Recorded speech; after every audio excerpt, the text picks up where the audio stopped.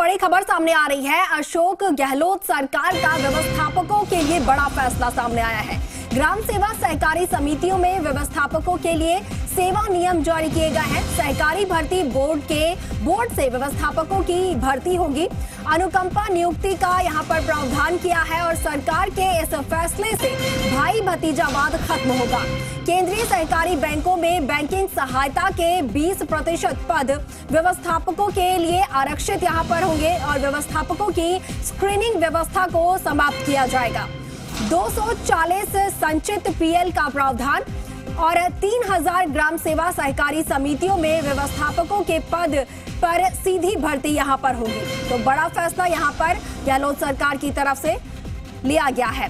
और ज्यादा जानकारी के साथ सहयोगी आशीष हमारे साथ फोन लाइन पर जुड़ गए हैं, उनका रुख कर लेते हैं। आशीष, सरकार की तरफ से व्यवस्थापकों के लिए ये बड़ा फैसला लिया गया है, पूरी जानकारी चाहेंगे आपसे। देखिए, राजस्थान में ग्राम सेवा सहकारी समितियों में जो व्यवस्थापक होते हैं उनके लिए अब तक तमाम जो व्यवस्थापक है उनके लिए पहले स्क्रीनिंग व्यवस्था होती थी, यानी कि कमेटी ये डिसाइड करती थी कि कौन से व्यवस्थापकों को यहाँ पर लगाना है या नहीं। उसमें भाई भतीजावाद की स्थिति होती थी, राजनीति होती थी स्थानीय लेवल पर।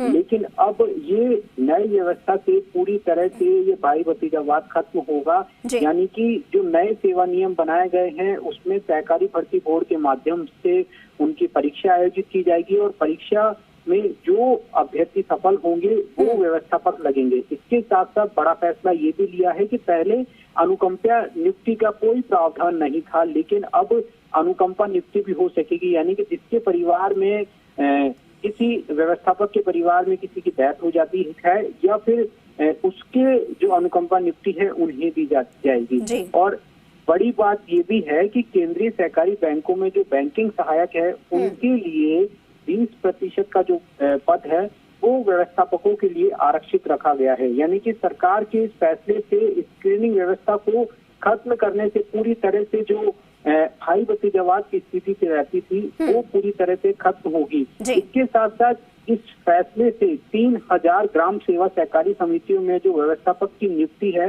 वो सीधी भर्ती के तौर पर हो जाएगी। यानी कि अशोक गहलोत सरकार ने एक बड़ा फैसला लिया है और साफ तौर पर ये कहा है कि इस फैसले के बाद में भाई भतीजावाद जो है वो पूरी तरह से व्यवस्थापकों में खत्म होगा। चलिए आशीष, तमाम जानकारी के लिए आपका बहुत शुक्रिया।